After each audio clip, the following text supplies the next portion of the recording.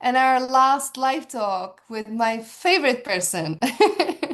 Hi, Tim. Welcome. Hey, Welcome to the Childhood Potential Conference. It's so nice to have you back. thank you, Lucy. This is what, the eighth year, ninth year? Ninth year.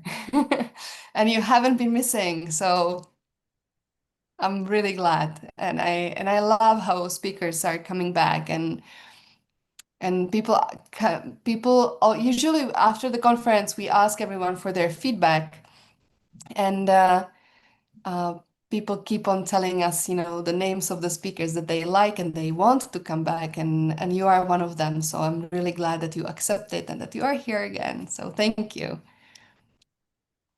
My pleasure. Uh, for those of you who are here live on Zoom, and also for those of you who are live on YouTube, please share with us in the chat. Again, where are you from? Who are you? Are you a parent, teacher? It's really nice always to read about you. You know that. So please tell us. Let us know where you're from. Um, I will read the comments. I see already Canada, New York, New Zealand. Wow, that's a weird time for New Zealand. It's really early in the morning. Okay, I see some African countries, Minnesota, United States, Chicago, Illinois, United States. Okay, great. Lithuania, New York. Perfect. So, good. Let me start by saying a few words about you, Tim, and then you have a presentation. So today you will be enjoying the presentation from Tim, and then we will see if we have some space for questions or if you have some questions. And yeah, that's our final plan. So. And also, I didn't forget at the end of the presentation, I will choose one person. Probably I will do the wheel of names again, who is going to win 3 months in the Childhood Potential Club for being here around, supporting us live, not leaving me here alone every single day. I see the names, I see the people who are coming every day, the same names. So thank you for being here, and we will do the giveaway again. So, good. Tim, I will start by saying a few words, but please feel free to add anything that I might forget or that might be important and I maybe forget to mention it. You are the president of the Montessori Foundation. You are the founder of the International Montessori Council, co-founder of the Center for Guided Montessori Studies, co-director of its Montessori School Leadership Certification Program. For many years, you served as head of school at Newgate School in Sarasota, Florida. You are the author of The Montessori Way, How to Raise an Amazing Child, The Montessori Way, Montessori for Every Family. And now you are also working on how to start a new Montessori school and how to run a Montessori school. And with Paul Epstein, you work on a series of workshops, retreats that you call Dare to Lead, and that are about what does it mean to lead a business or a school in a Montessori way. What did I forget? Well, my mother founded the Berry School. I went there from toddler through 12th grade. I led that school after teaching there for a number of years, for 25 years, and the school is almost 100 years old now. So I couldn't leave that out. Wow, And I live huge on a stretch of that. property with a lot of land, a lot of animals. You can see one of them coming in and out of the picture. Yeah. Um, Horses and cats and dogs. So there we go. Perfect. Let's go on with the presentation. If you write any questions in the chat, maybe we can go back to them after the presentation. So please feel free to do so. And yeah, I'm here if anything is happening or if you need anything. Okay, Lucy. I'm trying to be Hmm. sure. Are you seeing the slideshow? Not yet. Okay, I'm trying to get it to work. I'm going to stop sharing. Something is weird. Let me try again. Do you see? Huh? Do you see it now? Mm-mm. Okay, something is wrong. That's weird. It worked before. Yep. Well, when we stopped, huh? Let me let me try one more time.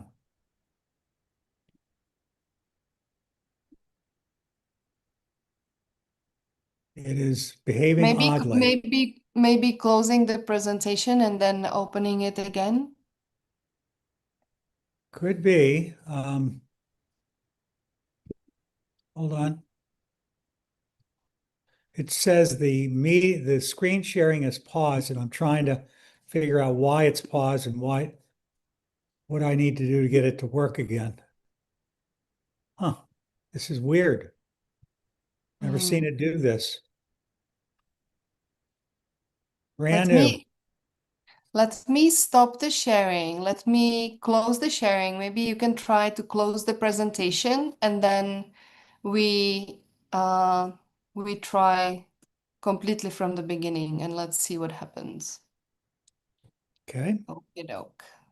Okay, I closed it, opened it. All right. Sorry, everyone.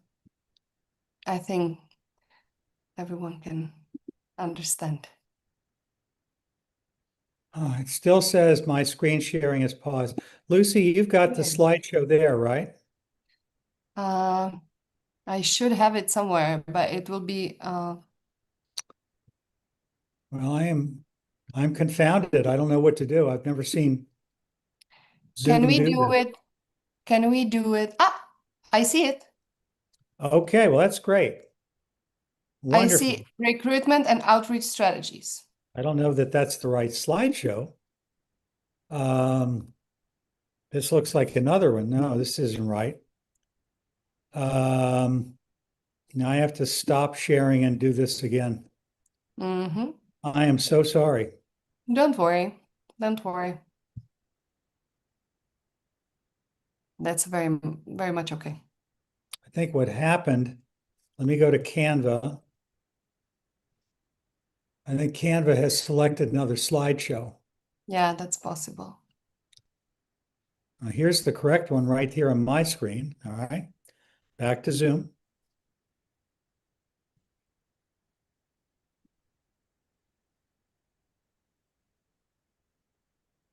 Are you seeing Yes. anything? Yes, Okay. we see your canvas, so you just click on present and it's There live. you go. All right. So, what I'm talking about today is leadership of a school. Many of you are teachers. I can see from the chat that some of you are working in your home. This is more about the institution of a school. There are so many ways to use Montessori in business, in your family life, homeschooling. All of them are completely legitimate applications of Montessori, which is obviously more than a curriculum. It's a way of life, it's a philosophy of life, it's a way of treating people. But what I'd like to talk to you about today is the art of Montessori in leading a school. So leadership begins with purpose.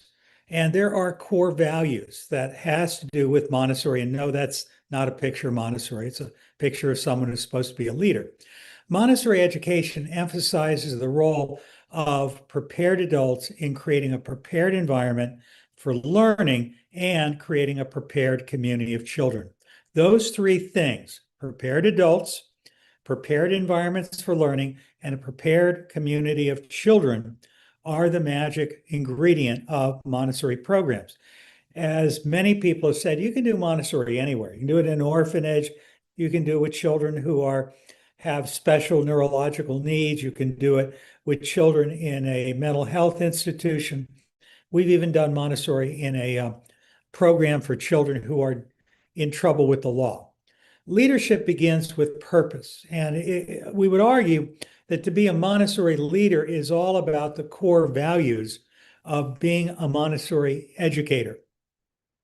You need to have clarity, in my opinion. Otherwise, all you're doing is running a school, which is supposed to be Montessori, But if you're not informed about being a Montessori educator, and if you're not making your decisions and actions and policies on Montessori, the likelihood of you producing a good Montessori experience for children and adults is not very likely. Montessori schools, I would argue, need Montessori leadership. And ideally, this would be someone who's a trained Montessori teacher. However, the head of school must be passionately committed to and intimately familiar with Montessori principles and practices. The point I'm trying to make is ideally, you ought to be a teacher because it's hard to evaluate or lead or inspire Montessori educators if you don't know what they're doing. If you don't really understand how this works, it's really, really difficult. But if you approach it with humility, if you approach it with passionate commitment to do no harm and to learn from your teachers and learn from people who are wiser in Montessori practitioner behavior than you are, you're likely to be able to do the job even if you don't come from a Montessori teaching background. There are three great tasks of being a Montessori school leader, and I would argue this is true whether you're a Montessori educator or you're doing a Reggio Emilio or you're a Steiner teacher or you're a John Dewey progressive. It doesn't matter. Any school should have a vision and a culture. So what are the great tasks? I would argue it's to be able to speak the philosophy, to talk, what is our school all about? So we say articulate the Montessori vision. The second is you're the rainmaker. You got to go out there and recruit great Montessori educators, and you got to turn them into a great professional community. Because they're great teachers doesn't mean that they work nicely with each other. Sometimes Montessori schools can be like herding cats where everyone's doing their own thing. Our goal is to turn them into a team. And the third great task is to recruit great families and build a strong sense of community. So while school leaders do lots more than that, they pay bills, they approve, time off requests, they do all kinds of things. Those are the three great tasks that I would argue every great school leader must do. Montessori schools tend to get lots of children when they're very, very young, quite often age 2 to 4. And then the children begin to leave whenever the government offers free government education. Now, you may be involved in homeschooling. You may be involved in a country or state, province, where the government is providing a free, publicly funded Montessori education. But in the typical Montessori school, we see children leaving as soon as other private schools or government schools begin to offer education, which is commonly age 5. In some parts of the world, it's younger than that. The bottom line is we tend to see Montessori schools where the enrollment looks like a pyramid. Lots of kids at the bottom. Then you get kids at the next level, lower elementary. By the way, notice the numbers are all wrong. Don't pay any attention to that. Then you have fewer kids at the upper elementary, and you get very few kids at middle school and beyond. This is not the way it should be. Your Montessori school should ideally look like a cylinder with just as many 2-year-olds as you have 18-year-olds. That would be the ideal. And I realize very, very, very few Montessori schools look like that. We would argue that in addition to everything else, Montessori teachers need courage, the courage to lead. There's a lot of reasons for that. Many times, if we start as a parent or we start as a teacher, we over empathize with our fellow teachers and we feel sorry for them and we want to take care of them, which is fine because they do need love. They need to be taken care of. They need to be paid well. But on the other hand, not everyone who is a Montessori teacher will work with you and get the job done correctly. So you need to be clear that you are running a school and your job is to deliver a high quality Montessori program to every single child. So in doing this, we want to build a sense of a circle of equals, a consensus. We definitely want our teachers and our parents to feel like they have a voice, but we have to be willing to take a stand. When we disagree, we can't just remain silent, which means not everyone is going to love you all the time. There are times when people are going to think that you are not listening to them, not being fair. They don't love you anymore. We definitely want to create a circle of equals where, again, every voice can be heard. And we have to cherish our teachers, but we have to have the courage to disagree with them with respect and challenge them when they have a position that you just cannot support. I hope this makes sense. It is one of the most important lessons I've learned. You need the courage to lead, which means your decisions can't just be arbitrary. They can't just be based on what your board says or your owners say or what your teachers want or what your parents want. You have to do what is best for the school as a whole and what is best for the core principles of Montessori, which ensures integrity and purpose in the program and in the way they're treating the children. The other thing is you can't simply think moment to moment. You've got to be thinking about the long term. You may only plan to be at your school for the next 5 years, 10 years, 20 years. You've got to think about the next 50 years, which means you want long-term thinking about what is best for this school community, not only today, but tomorrow and the next year and the next year, going down through the years to come. Great schools are like a cathedral. They may take many people working for many years to build them, but if you're working in a methodical fashion, even if you're starting small, even if you have very few financial resources, you can get from here to there if you do the right things. Now, all Montessori educators tend to face similar challenges. The first is in most schools, not every, but most schools, we struggle with enrollment. And it could be we're having trouble recruiting enough children, period. Or it could be that we're getting kids in, and we see this even in publicly funded Montessori schools, but the families leave us at some point because they think there's something better. So we struggle to keep our enrollment up all the way from the youngest age through the highest age that our school offers. The second challenge that we see around the world is teachers who get burned out. So staff burnout can come for a lot of reasons. One is high demands, low pay, parents that don't appreciate them, or children who are just not acting in a way that is consistent with our fantasy of how Montessori children ought to act. There's a lot of talk these days about children who are neurodiverse and are learning disabled, or that COVID screwed them up. And so many teachers are struggling. And we have that challenge in many schools. The third is financial constraints. Many schools do not have enough funding. They worry all the time about, do I dare do this thing? Can I give my teachers a raise? Can I afford to hire that extra teachers? Will we be able to make payroll?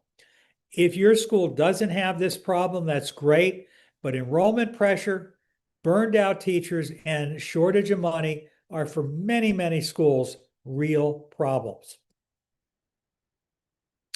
So we have to think about people, money, morale, and mission. A successful Montessori school succeeds when your people, your families, your students, and your teachers, and your assistants, and the janitor, and the secretary, when everyone feels valued. It works better when people trust that money is being managed wisely, and when there's a real sense that we're part of a community. The other thing is the elements of a school are all interconnected.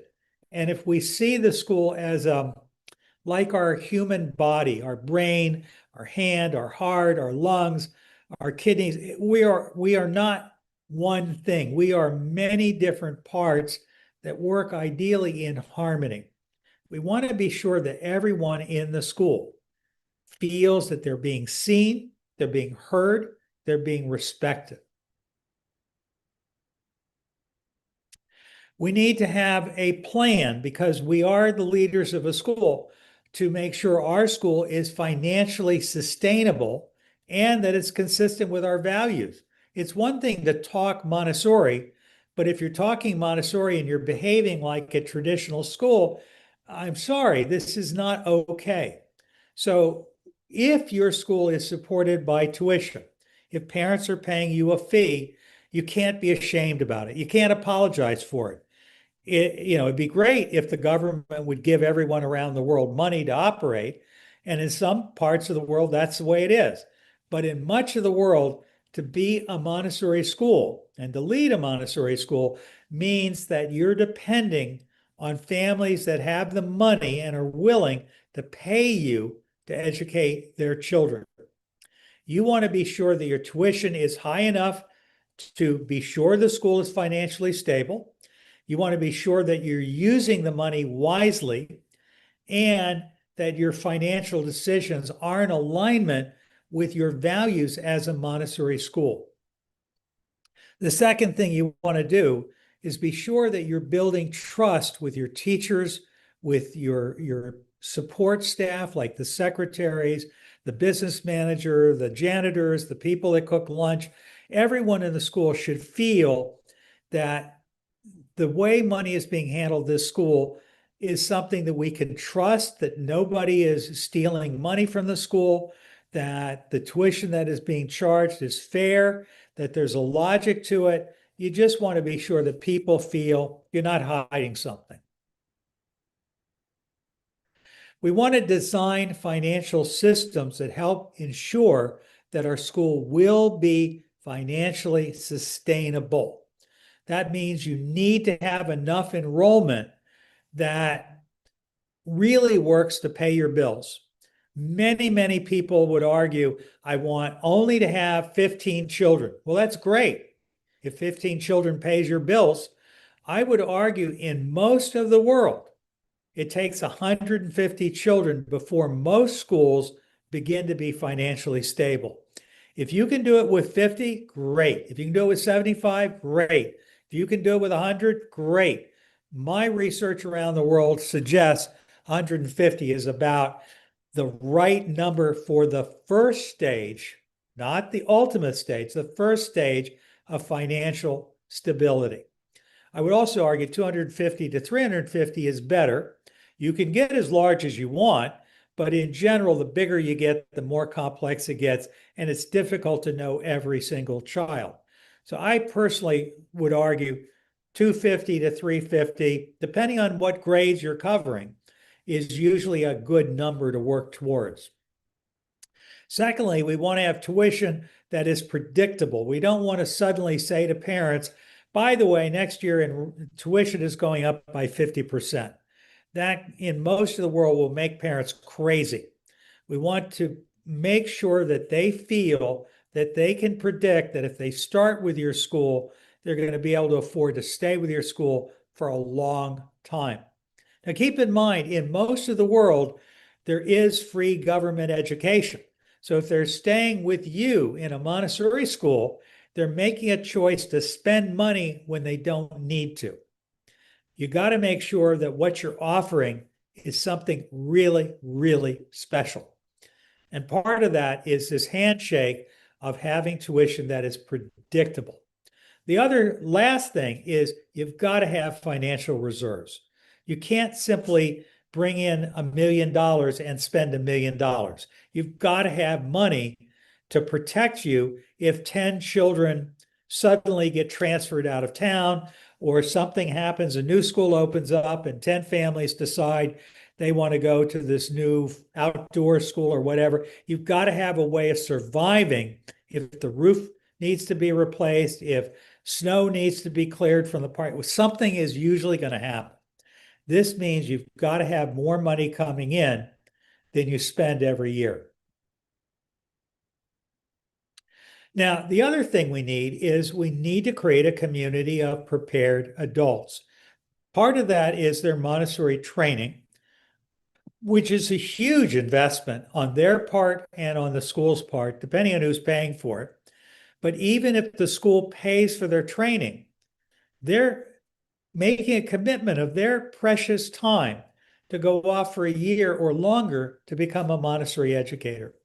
You need to have an attitude of gratitude, and you need to create a culture for your teachers and your assistants and the secretaries and the bus drivers, whoever else works for you, where they feel incredibly emotionally safe, where they feel that they can grow, where they have friends, where they have dignity, where things are consistent. Happy teachers are going to produce happy students and happy parents. We need to have a plan of how do we keep our teachers happy and teaching. We don't want them to go off and become a barrister. We want them to stay with us. And you can't make them stay. So you've got to have some way of trying to encourage people to choose to teach and to stay as a teacher. Part of the way we do that is making sure the teachers know what is it we expect, what's their role, that we don't expect them to work at 12 o'clock at night or spend the weekend working on school tasks, that they're going to have time during the day to plan, to communicate with parents, to just breathe, to eat some food, to have a cup of tea or coffee, whatever. The second thing is teachers want feedback. They want to know that they know if you're happy with their work, that if you think there's something they could do better, that you will tell it to them honestly and not surprise them a year later and say, well, all year long I've been upset with you. They also want to know that you're going to be nice to them, that if you're giving them feedback, you're not going to try to deliberately make them cry. They don't need this. And by the way, all too often, teachers feel like crying. So we want to have a plan for how do we give teachers feedback where they know that you as a leader see them, know what's going on in their classrooms, are giving them honest feedback, and that it's all being done with an attitude that we care about them, we want them to succeed, we want them to keep growing, and if they need to learn something new, we're not going to get angry with them. We're going to help them learn how to do it better. Very much the way Montessori teachers treat children. The other thing is, since almost everyone is being paid at our schools, right? There aren't too many volunteers. We need to be honest with them about what we're paying. Now, some of you are in countries where this is required by law, and in other places, everyone is getting paid some different amount. The bottom line is what you don't want is teachers feeling that some teachers are more valued than other teachers. It doesn't mean everyone has to be paid the same. I mean, a brand new teacher who's just finished their university might not be paid the same thing as someone who's taught for 10 years or 20 years. But you want them to feel that whatever's going on is fair.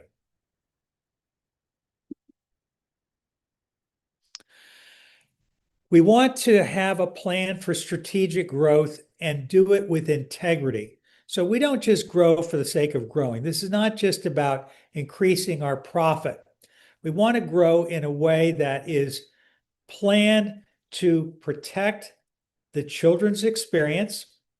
We want to be sure that we're being very, very careful to make sure that our kids are getting what they need, that our teachers are getting what they need, and we want to have an environment where our teachers and our students are thriving and flourishing. We also want to, and again, as a leader, we want to protect the quality of what goes on in our classrooms. High standards. Don't just say to the teachers, I know you're great teachers, you're going to do great work. If you don't know how to evaluate what's going on in your classrooms, hire a consultant or establish a new position in your school where someone who is a master teacher or a master teacher educator is coming in and evaluating what's actually happening with your children and in the classroom, the integrity of the program, because you have to have some kind of quality control. Now, I don't know about you, but my experience is over the course of a year, I'm going to get lots and lots of teachers who basically resist. They'll say something like, well, that's not what my trainer told me, or that's not what Maria Montessori did, or I disagree, or I've done this for the last 20 years and I like the way I do it. I'm not going to do it the way you're doing it. And it could be anything. It could be that you want to start an infant toddler program, and the early childhood teachers feel that the school can't do that or doesn't have the energy to do it. Or you want to go up into adolescence, and the teachers feel that no, our school shouldn't do it. Or it could be that you're getting resistance from parents. The bottom line is part of our work as Montessori leaders is to know that resistance is perfectly normal.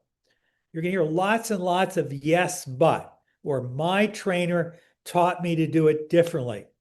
You need to be patient, but you also need to have the courage to basically work with these people to help them to think through why you see things differently than them.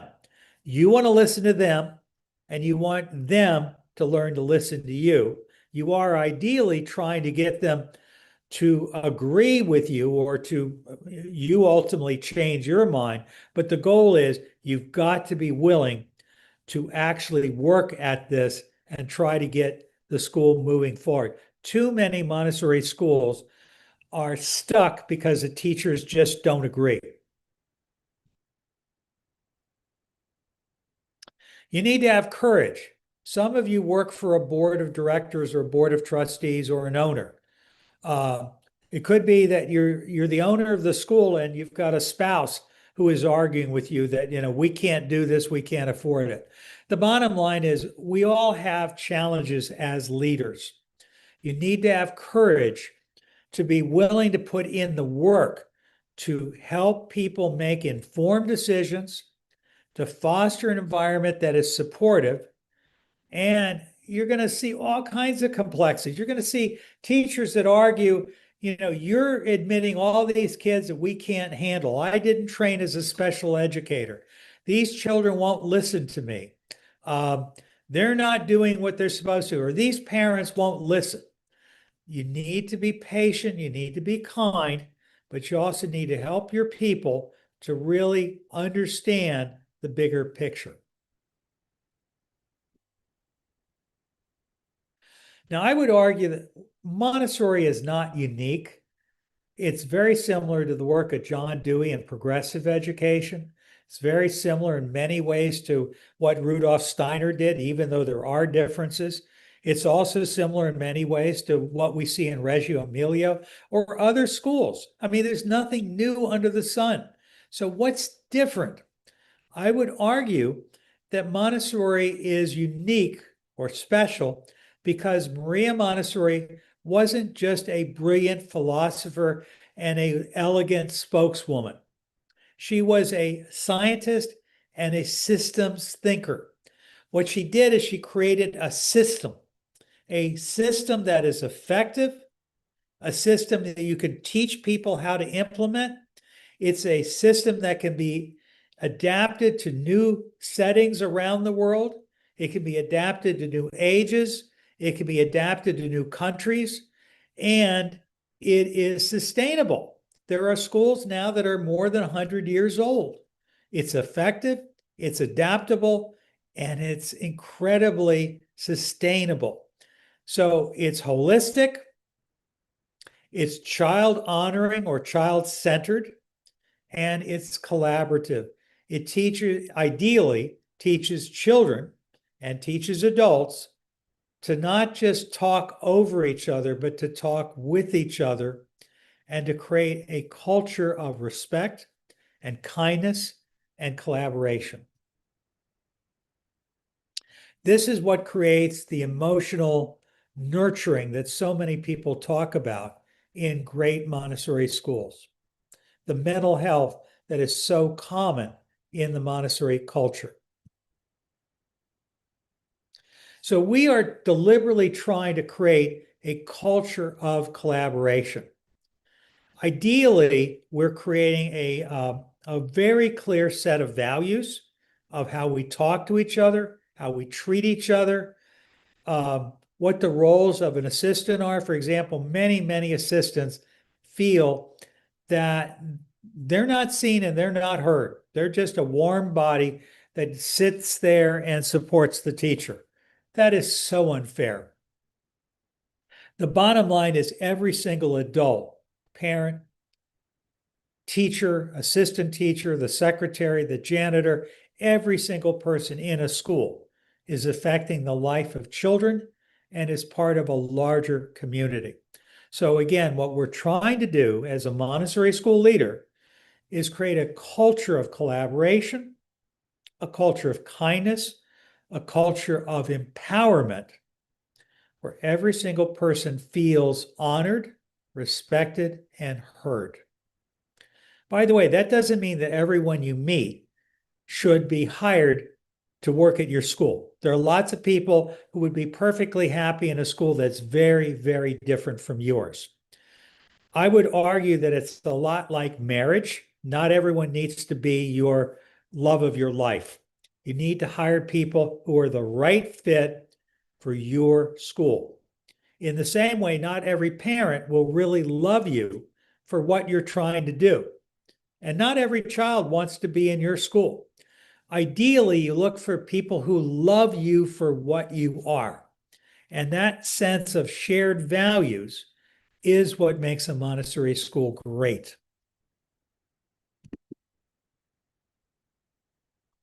So there are core Montessori values, and there's far more than this, but it includes the idea of respect, rhythm, materials, and beauty. So respect is obvious. You need a community of children that are kind to each other, that are nonviolent, that know how to work in a positive manner in a Montessori environment. You want to create a harmonious flow in the daily activities. You don't want children that are sitting there asking you as a teacher, what should I do next? And did I do it right? And you don't want to be playing what we call whack-a-mole, where you're trying to get the kids to stop fighting with each other or stop disturbing each other. You want kids who really work within the rhythm of the Montessori environment. And we want to create environments that have a timeless beauty. These are core principles of Montessori. Now, there are other principles, but these are three. We want to create what we call co-created leadership. Co-created leadership means that the people who work for you have a voice, and their voice is very important in making decisions and setting policy. That means we have to empower our teams to think about what is it we're doing and why we're doing it, to be able to make suggestions, and to feel that they're not just doing what they're told, that they're entering into an agreement as professionals about what we're doing, how we're doing it, why we're doing it. We want them to feel like they have ownership in your school. Second, we want collaboration. We don't need a teacher who basically says, I'm the teacher with the most experience in the school. I'm the teacher the parents love the most. And I don't need to be part of anything you all are talking about. We need people who are in collaboration, are willing to teach the young ones what they know, who are willing to listen to what the young ones have to say, who are willing to work together in partnership with people. And we also want to have people who actually are engaged. We do not need employees who show up, do the minimum, and go home at the end of the day and they don't care. They don't think about it. They don't really like their job. The goal is to have teachers who feel like you actually pay me to do something I like doing. That's what we want. Now, by the way, having said that, that doesn't mean everyone who works for you actually feels that way. The goal is look for people who are that way. One of the things that I notice in many schools is that we don't take the time to properly onboard people. Onboarding is orienting new people into the team, teaching them what they need to know about how we do things here, who you need to be working with, getting them to feel like they're part of the family. You have to onboard your teachers. You have to onboard your assistants. You have to onboard your secretaries and your janitors. You have to onboard the children. You have to onboard the parents. Every single person needs to be brought into the community step by step by step so that they really know how we do things and who are we doing it with. And I am part of a family. If you don't do this, then you're inviting chaos. And far too many schools do not put in the time to do a good job of onboarding. We just kind of assume they'll figure it out. Way too many people who run Montessori schools operate from an attitude of scarcity. The idea there's not enough money, there's not enough children, the parents don't love us, they're not giving us support, the government is making our lives miserable. We have to understand that that's the reality of what we're facing. There are lots of kids that have special needs. We've got to be comfortable with the reality of what's out there. That's what we get paid to do. We also are going to have some very, very difficult conversations. If you are an employer, sooner or later, you're going to have a conversation with a teacher where you're saying, look, it's not okay what you're doing, and I want you to be here, but if you're going to stay, you have to stop doing this, or you have to do this thing, or this is not okay. You may actually have to say to them, this isn't working out. This is going to be your one and only year with us, or you've been here for all these years, but this is not working anymore. You've got to leave. This will be your last year. Or in the most extreme cases, you may have to literally terminate someone on the spot after you've given them sufficient warning. This is uncomfortable for a lot of people who run schools. So you have to be willing to give people hard feedback. You may be tempted to put off change because it just feels like if I do this, my teachers will all quit, or my teachers get so angry. You can't put off doing the right thing if what's at stake is the children's well-being. That doesn't mean we say don't spook the herd. You don't want to upset your teachers in such a way that they all quit. But what you need to do is have the courage to keep moving forward and to work with resistance. The other thing is may need to take short-term fixes, things that are compromises, but you need to understand that if you keep compromising, you're not going to make any progress. So the goal is keep making progress. You've got to watch out for eroding standards. I mean, so many teachers get sloppy. The rooms begin to look like a mess. The children are not learning. They're just basically, fooling around, or the children are being mean to each other and the teachers aren't doing anything, or the teachers aren't communicating with parents. By the way, if you don't communicate with parents, I'm sorry, parents are not going to stay. So you have to have some way of helping teachers to understand that this is their job. They're being paid to do a job. On the other hand, you've got to recognize that many teachers feel like you're asking too much of me, and they may be feeling you don't pay me enough to do this. I can't make you happy, or I can't make the children happy, or I can't make the parents happy. And your job is to figure out, what do I do with this? We've got to keep the standards up. You can't make the teacher do the right thing. On the other hand, part of our goal is to attempt to coach them into it, to encourage them into it, and if necessary, to recognize that this may not be the right teacher for your school. And that is really, really hard.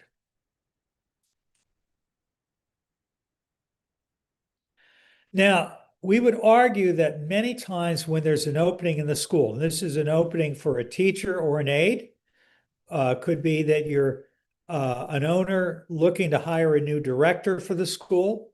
It could be that you're looking to recruit families in the school. you can't just simply fall in love with a little puppy and say, this puppy is so cute. Not every puppy is a good fit for your family. You need to look for children. You need to look for employees who are the right fit for your school. We could spend weeks just talking about how do you find the right fit. But what I'll say today is the time and energy that you spend finding the right people, the right teachers, the right assistants, the right people who work in your office, the right families, the right children, the more careful you are, the more likely your school is to succeed. We need to have really clear expectations right from the start.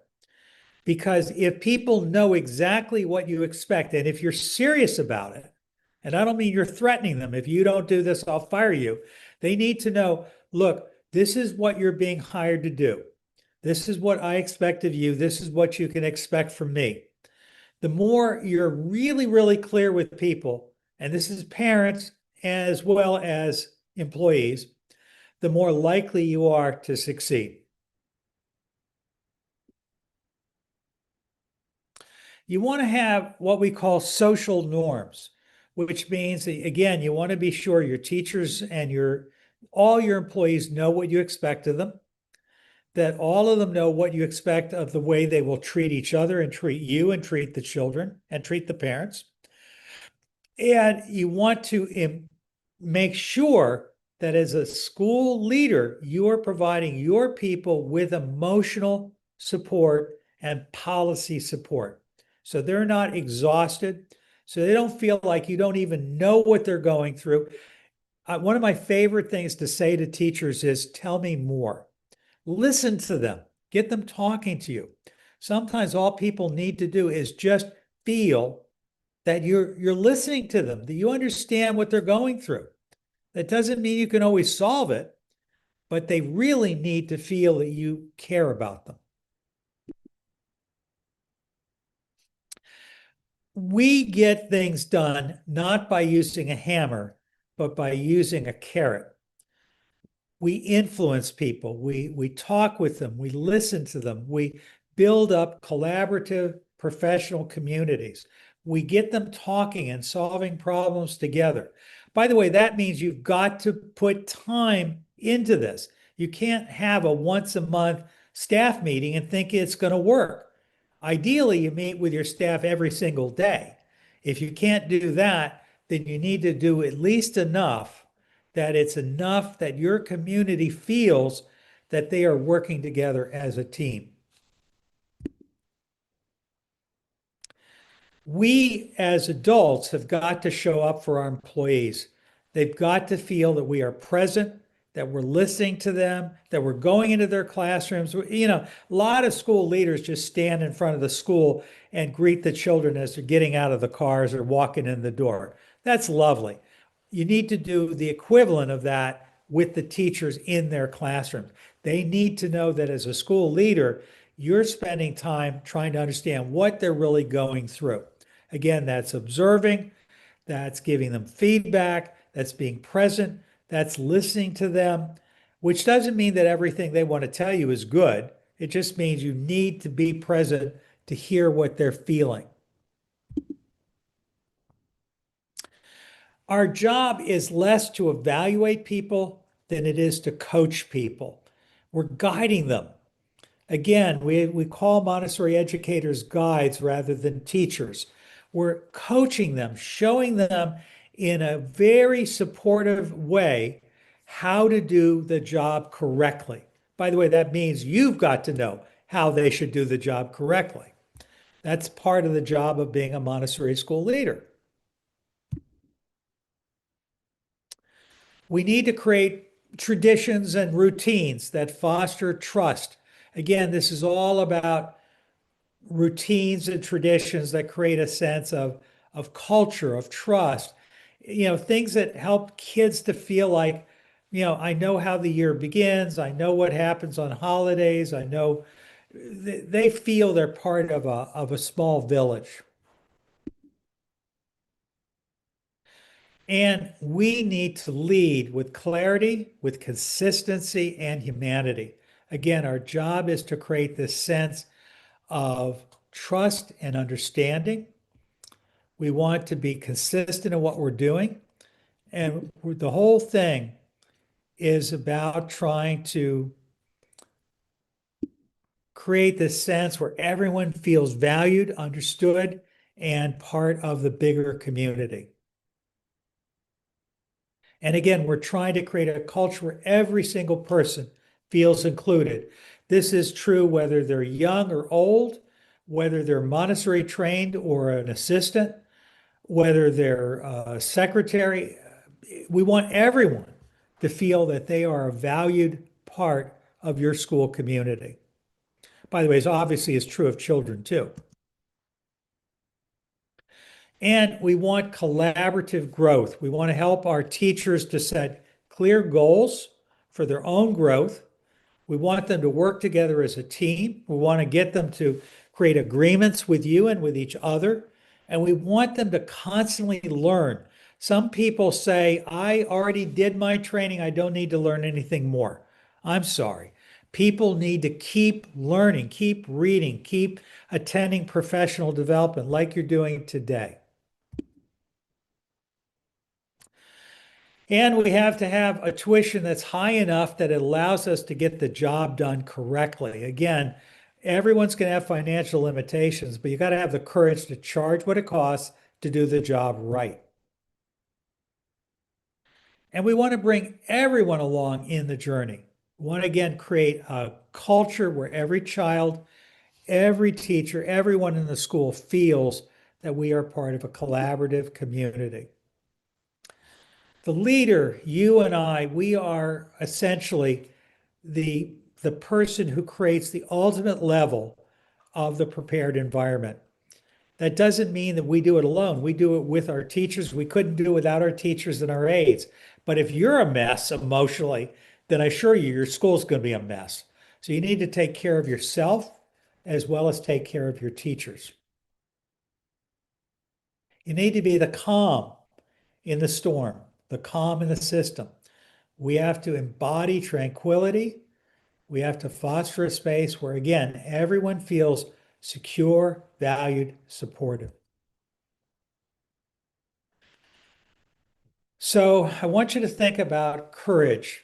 Can you think of an area where you may, in the past or today, be avoiding a courageous decision, like raising tuition to the point where you can actually pay your bills or pay your teachers what they're worth, or have the courage to actually look for that new building and find a way to get out of a building that isn't meeting your needs and find a new building, or tell your parents the truth that when they leave you at age 5 to go to that other school and they say to you, I just want you to know that Sally has had such a great education at your school, and she's just been admitted into this prestigious kindergarten, and you should be so proud. And you're not sure if you're supposed to be proud or cry.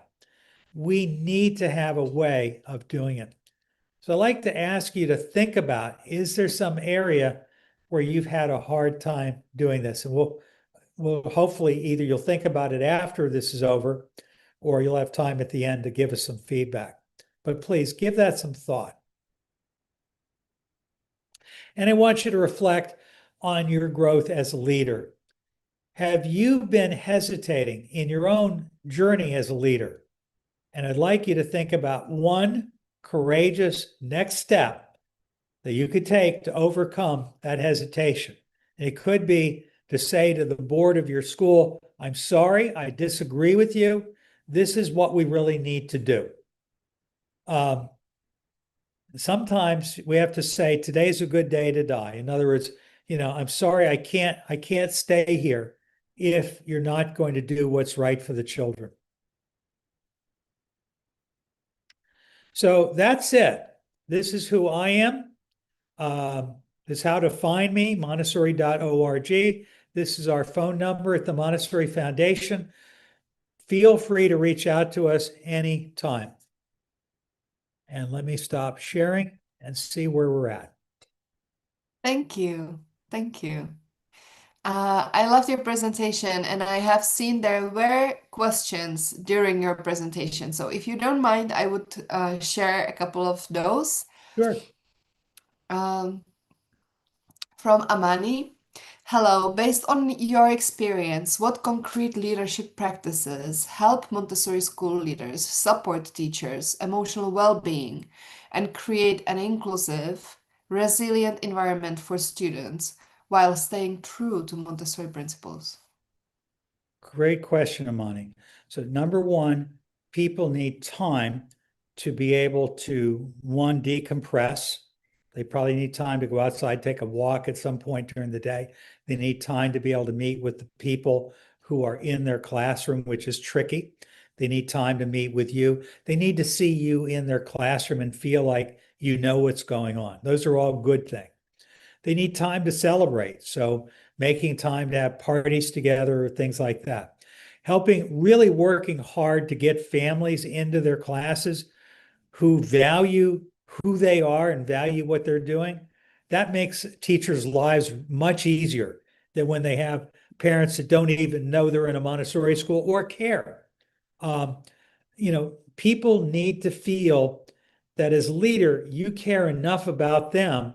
You're trying to have their back. That if parents are being outrageous to them, that you will protect them from being beaten up on by parents. At the same time, you need to make sure parents know that you really will listen to them too. But again, not everything a parent wants is good, and not everything a teacher wants is good. So you need to ask yourself, does this parent belong at my school? Do they want what we're doing, or do they want a different school? It's kind of like being married to somebody who says, I would love you if you were just thinner, or if you were just less Montessori. We want people who love us for what we are, and we can't make them do that. So that means that just as we build a home, we need to find a partner who wants us for who we are. And if that sounds hard, because most of us have struggled to find the right person in our life to make a family with, and even when we do, it takes hard work to make a family with children, with husbands and wives and so forth. So the bottom line is we want to be in relationship with people. And then I think a lot of Montessori schools that are really good, they have someone like me who is someone in their community who can come and be with their teachers on a part-time basis to be like a coach or a spiritual mentor, someone other than their employer. That can be really, really valuable. There's lots more, but those are a few things that come to mind. I have some comments about what is the hardest thing.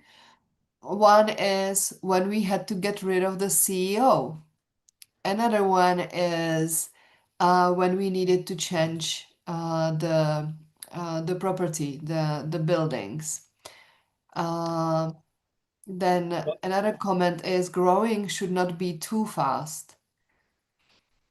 Well, first Um, off, it needs to be fast enough that you have the money to pay the bills. I mean, way yeah. too many schools stand out there on a street corner with a cup and say, oh, please give me money. I'm sorry, you're running a business.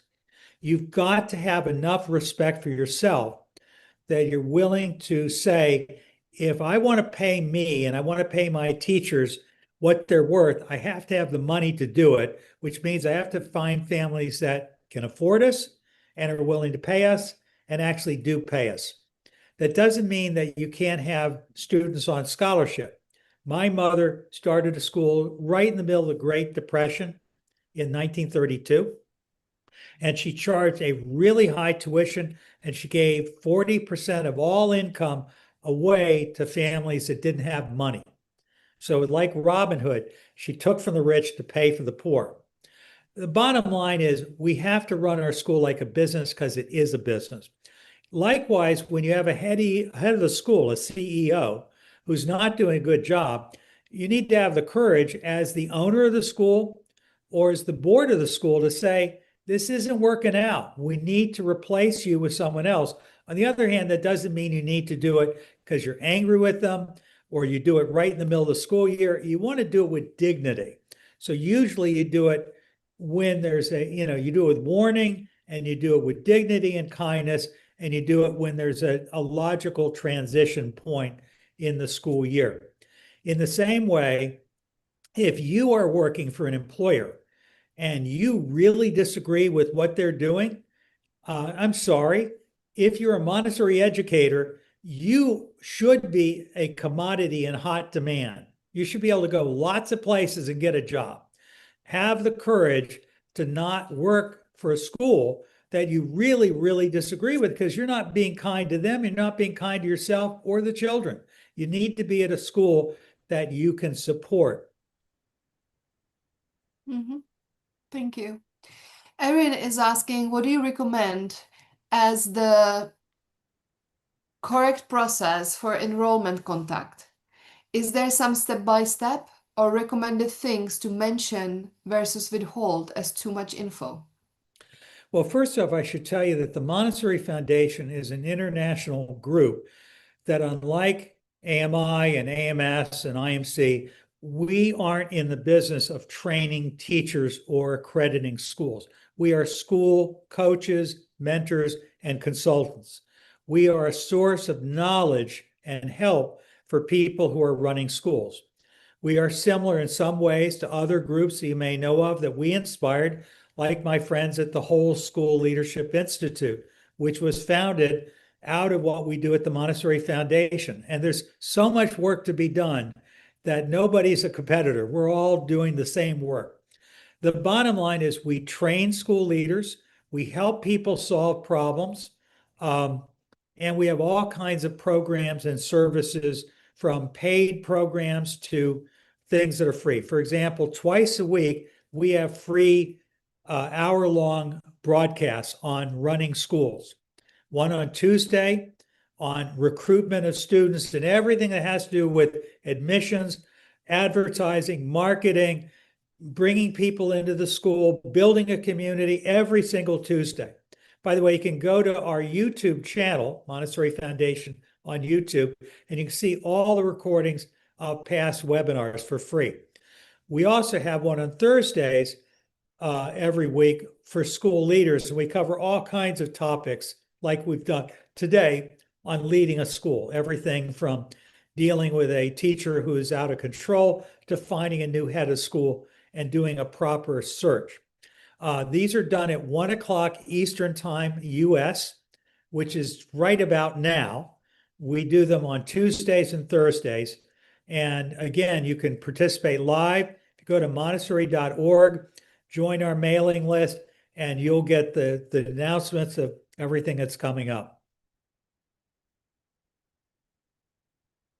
Perfect. I think we didn't really answer the question about if you have a recommended process for enrollment contact. Well, the reason why I didn't is that's an hour in itself. Yeah. The basic process that I recommend is don't think of it like marrying. Do not just let someone in and just because they want to come to your school, let them in the school. You need to get to know them. They need to get to know you. That doesn't mean it has to take years, but it should be more than one visit or just letting people walk in the door. If they like it, they just sign up. This is a big, big decision they're making. This is their child at stake. So we want to work hard to help them to understand who you are, what you would expect of them, what you would do for them, how their child would be educated, and what for example, if you expect them to stay with you at least through age 12, you need to tell them that this is what you want from them. So again, I've written books on it called Finding the Perfect Match. This is what we do every Tuesday. We're happy to help you. If you email me, I can send you all kinds of stuff about this topic. There's lots and lots and lots and lots of information. For a young Montessori school that is still developing infrastructure and resources, what are the non-negotiables we must protect to remain faithful to Montessori philosophy? Oh boy. Well, again, that's a big, big issue. I would say that the basic things that are non-negotiable in Montessori, again, you got to ask, are we talking about parents non-negotiable, children non-negotiable, or teachers? I would argue that it's probably we're talking about the program. So the first thing is you need children to come 5 days a week. Some of you are going to say you're crazy. I can't get families to come 5 days a week, whatever. I would argue you want consistency. Children need consistency. Secondly, ideally, you want children to start as young as possible and stay as long as possible. So you may have a program for infants, you may take them in as toddlers, but ideally, you don't take them in as kindergartners. It doesn't mean you can't. It's just you've got to accept that when you take in a child at 5 or 6 or 7 or 8 or 15, it's not that you can't do anything. It's whatever you're doing is repair. It's not the ideal way of Montessori of bringing them up from the beginning. The third thing is you need to create a proper prepared environment. You can't skip on it. You can't have something that looks like a traditional nursery school with all kinds of stuff on the walls and all kinds of toys and junk everywhere. You need to really understand what a high quality Montessori environment is all about and do the very best you can with the budget you have. Uh, the next thing is you need to be sure that the adults are behaving in a Montessori manner. If they're basically the center of attention and they're gathering the kids and making them listen to them to give lessons, or if they're saying to them, don't touch that, you're not ready for that, um, we got a whole problem here. You need to make sure your teachers know what high fidelity Montessori looks like. And they need to also know how to work with today's children, which means that they probably need to be more patient.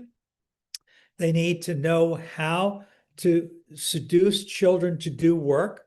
And they need to understand that, in the real world, children are probably not as ideal as we like them to be. You gotta have a sense of humor. You got to love them to a better place. I mean, one of your speakers, I think yesterday, was my friend Gavin McCormick. And Gavin, I think his greatest contribution is his message. You've got to love children unconditionally. When they know that you love them, that you care about them, they're much more likely to cooperate. It's all about creating a children's community where children feel empowered. There's so much more. I mean, I'm just off the top of my head giving you a few things. Okay, another question. In communities where Montessori is not widely understood, and the author is in Tanzania, how can school leaders build strong parental trust while staying committed to Montessori method that may look different from the traditional schooling? Oh, that's very, very simple. And I suspect I have had that story many a time in Iraq and Saudi Arabia, all over the world. It's simple. You need to be very clear about who you are and what you're doing. You need to know that most of the people you're going to meet do not trust you, do not want you. Don't marry them. Don't let them in your school. Instead, say, what we're doing here is probably not what most of you want, and that's fine. It's fine.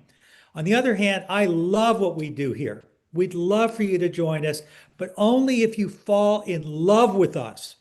What we're doing is not what you were educated by to do. You've got to accept that. If you want to come to our school, this is how we do things. This is why we do things. We'd love to explain it to you, but we're not going to argue with you. If you want something different, please, it's okay. There's lots of traditional schools. We're for those of us in Tanzania who want something different and who are willing to take the time to understand what is it we're doing that's different and want their child to have an education that is out of the box, that will teach the children to think deeply, that will teach them to think for themselves, the opposite of traditional school where the teacher tells them what to do and what the right answer is. I would usually argue we're going to create the leaders of our country for tomorrow. Would you like your child to be one of those leaders? If so, get on the wagon and join us and learn along with your children. We will show you how we do it. That's a really nice question. Let me check still if we have more questions. I love that Um, question. Was that yeah, you, HB? yeah. Thank you. I really appreciate that. Great question. How many pupils should be in one Montessori classroom? I saw classes with 15 to 30 kids. Yeah, Usually, we have 24 with two guides. yeah. 24 is becoming pretty common. What Montessori said was somewheres between 25 and 35 is the norm. I would say 30 is the ideal. I like, since we normally have a 3 year span, I like 10 3-year-olds, 10 4-year-olds, 10 5-year-olds, or 10 6-year-olds, 7-year-olds, 8-year-olds. The reality is sometimes you can get more, sometimes you get fewer. The general rule of thumb is the more kids, the more likely you are to get a real Montessori program. This is something that most teachers don't understand, in part because they get way too much turnover. I mean, kids are coming and going, they never create that sense of community. They also have teachers that don't understand how to follow the child. So you end up with, paper duplicated, silly activities and things that children don't really enjoy. If you follow the child and you create a real community, then the bigger the class is, the more stable it is, the less it falls apart at the end of the term when some children leave to go to another school or go to another class. So part of what you're trying to do is create a stable culture of children. The other thing is, the teacher is not supposed to be the center of attention. The environment is supposed to be the teacher. The children are supposed to teach each other. Uh, for example, when I was a teacher, and even today when I go in a classroom, I don't gather kids around me and give them a lesson usually. What I do is I act like a child. I roll out a rug. I go to the shelf. I get the activity I want to do. I don't even look children in the eye because I don't want to I'm not trying to non-verbally convince them, hey, look at me and come and join me. I simply start working as if I'm a child. Now, you know what's going to happen. You're either going to get kids sidling up around you saying, what are you doing? What are you doing? Can I do that with you? Or when you put the work away, you're going to see another kid in a few minutes take it out and do it themselves. That kind of seduction is, in my opinion, a much better way than the typical way of saying, hey, you, and you, I need you. I'm going to give you a lesson whether you like it or not.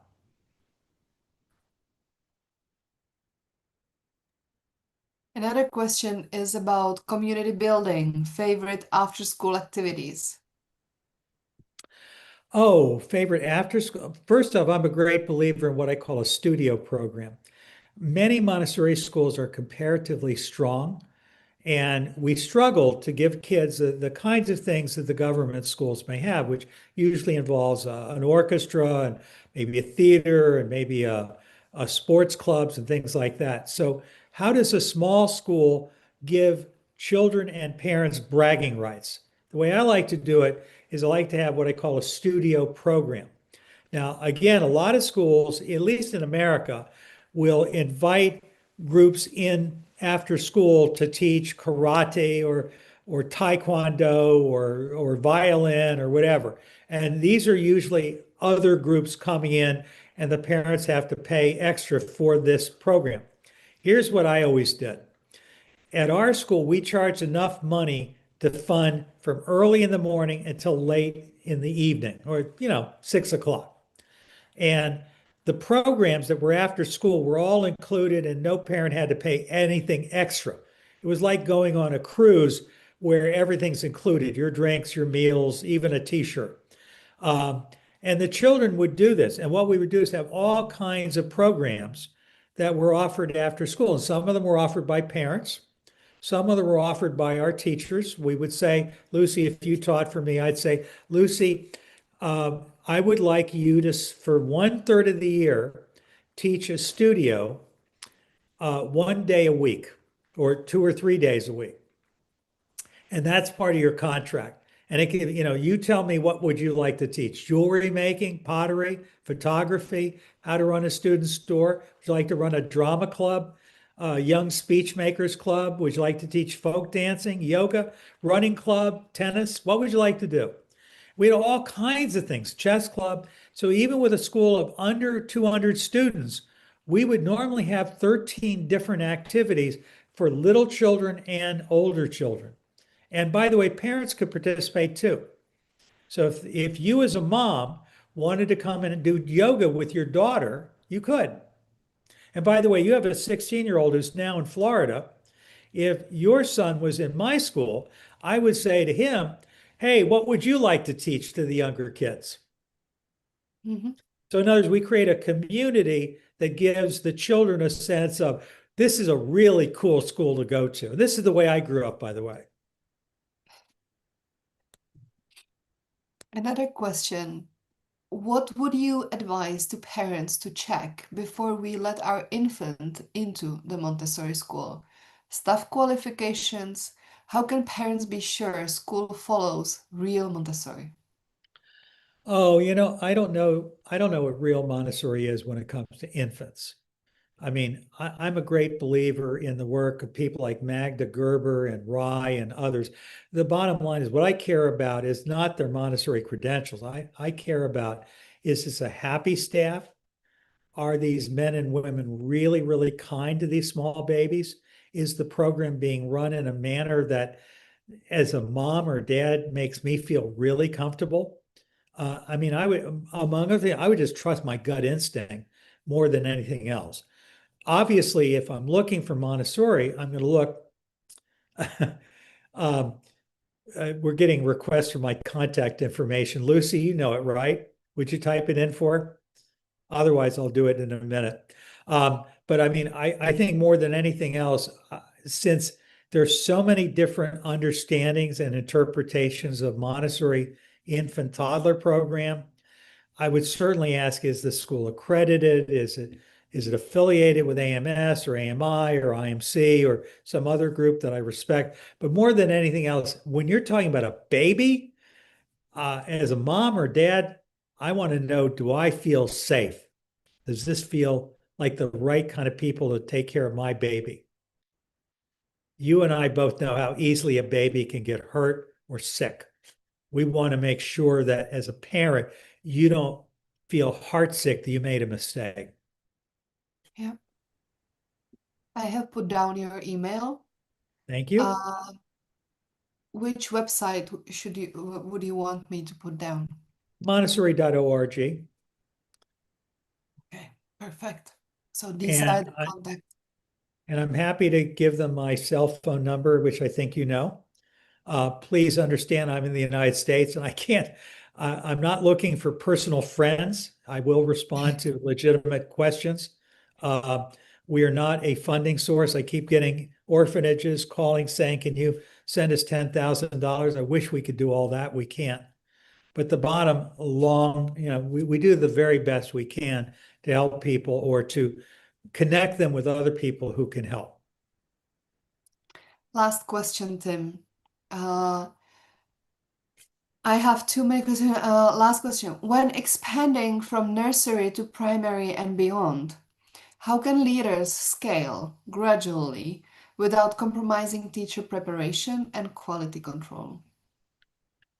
Well, again, it's a difficult question. I mean, let's imagine for a moment we were all a group of parents and we wanted to give the children that we collectively have in our families a Montessori education. We might be able to hire people who are experienced, trained Montessori educators. It could be that we need to find people, maybe us, maybe other people we hire, who are willing to take Montessori training. If we do, the reality is it's going to take time. The reality is, let's imagine that in Tanzania, HP, you say, I want to start I want to start an elementary program. You may call it a different name, primary, but I'm talking about 6 to 12-year-old. Man, for the first few years, who knows what kind of program it's going to be. At the beginning, it's going to be less than perfect. The bottom line is those kids are not going to get an education that has no value. As long as you're being kind to them, as long as you're keeping children's curiosity and sense of self-worth alive, you know, I don't, education is not like building a brick wall where every single brick has to be laid carefully. That's a fantasy of governments.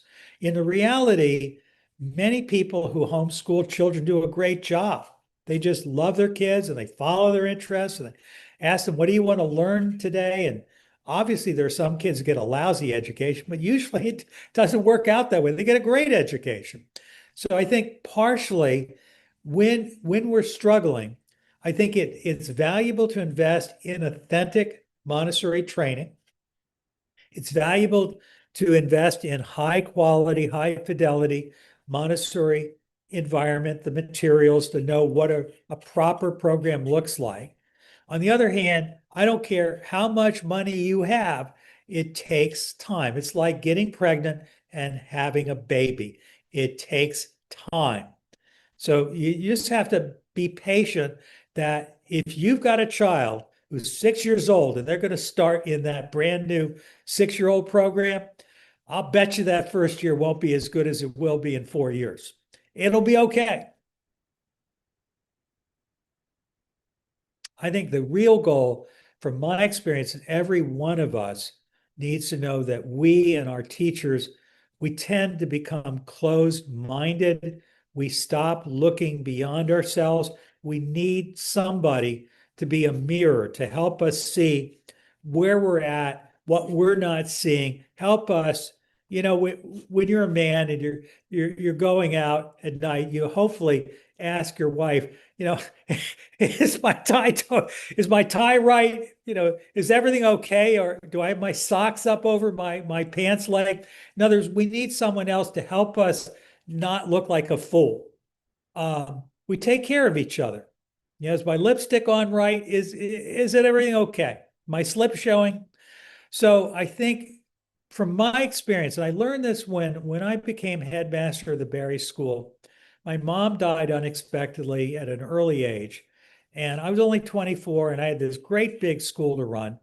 Thank goodness there were people who were like the Montessori Foundation who helped us, because that is, from my experience, every great school has a Steve Hughes, somebody who comes and visits them and helps them to look at how well is what you're doing working?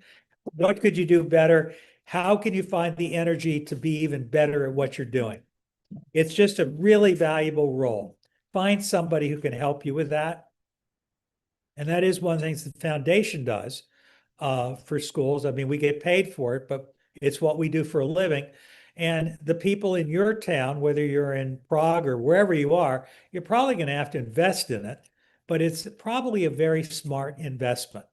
Let me also remind you, if you are involved in a school, it is a business. I don't care if it's a charity or not, it's a business. There is money coming in and money going out. I don't care if you're in the Netherlands and the government's paying the money. I don't care if you're in a state school in Australia and the government's paying the money. There's money coming in and money going out. Treat it like a business. Treat it seriously and invest in quality. Thank you, Tim. My pleasure.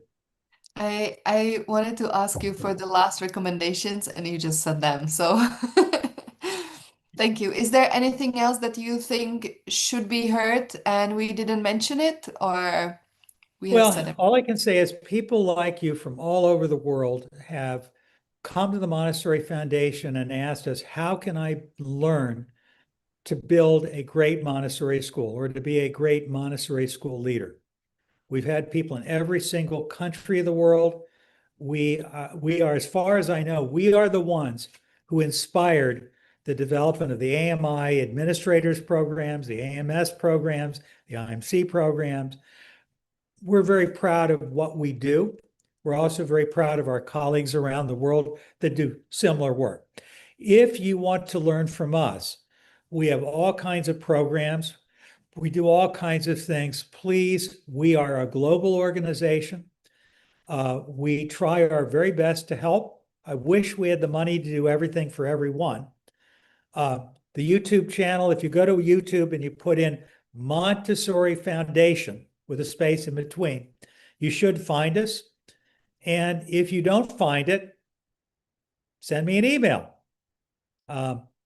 and you should be able to find it. And just go to the website, Montessori.org, and you won't find all these free videos there, but you will find all kinds of stuff about what we're doing and our courses and so forth. And again, I'm part of a university, the first university in the world to be a Montessori specific university. That's all we do. Um, we also are involved with the world's largest teacher training program, the Center for Guided Montessori Studies, which is both a fully accredited program, and we also have a very, very high quality program for people that can't afford to come and do their formal student teaching or their or what we call the practicum.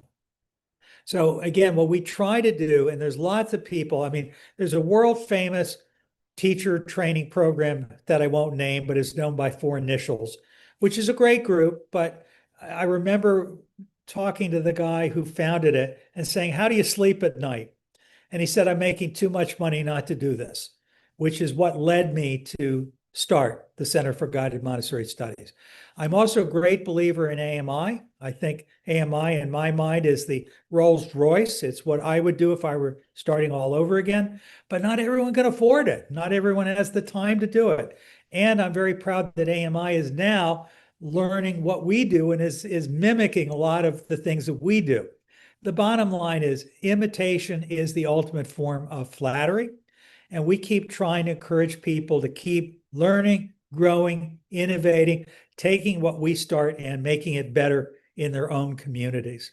And by the way, Lucy, I've never been to Czech, but my impression is you have created, all of you in the Czech Republic, parents, students, teachers, Steve Hughes, the training center, you're doing such neat work there. And I'm just very proud of your work. Thank you. And HB, I hear great things about Tanzania. I think that there's lots of good schools developing and look forward to hearing more about what's going on there. Perfect. Tim, thank you. Thank you. Thank you for the wonderful talk. Thank you for all of the amazing questions that you have asked here for at Zoom, and the people were asking also on YouTube. So thank you to everyone who was here today. Thank you for being here in such a nice number, even though it's the last day of the conference, the fifth day. And I was expecting people to go, the numbers to go down, and they didn't. They went up from the yesterday. So thank you for to everyone for being here. Tim, again, thank you very much for accepting to be one of the It is speakers. my pleasure. I love working with you and I'm happy to help. Goodbye, everyone. Bye, Tim. And I also have one last thing I want to tell to one person who won the Montessori Childhood Potential Club membership for 3 months. I have written here somewhere. The YouTube name is Pandameska7180. I'm putting it here on YouTube. So please, if this person is here, contact us so we can give you the membership. I will show you. Okay, you are replying. You have learned so much. Perfect. I will show you what you are winning. Let me screen share. Okay. Here you see my screen. Whoa, whoa, whoa. Let me show you. This is the Childhood Potential Club, and in the club we have so many amazing things. I will skip, you will get a link in your email. We have one-on-one personal guidance in the club. So these Q&As, you get them every month, or when we have live talks, when we have masterminds, you can ask your questions. These are the live conversations, something that we did during the whole week of the conference. We do every 3 weeks, maybe sometimes twice a month, sometimes once a month, within the club for different topics.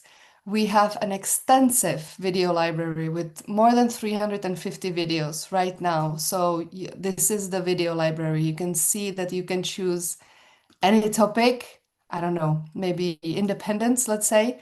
And you will find so many videos for each one of the topics from the best speakers I know. So this is the video library. And peer mentoring groups, and Montessori activity toolkits that you receive for every single month. So this is what you got here as a present. Pandameska, thank you so much. Okay, perfect. So you know, please contact me. Yes, Maka won yesterday. So please contact us so we can give you the access details. And I will stop sharing. And I wanted to say again, big thanks for being here.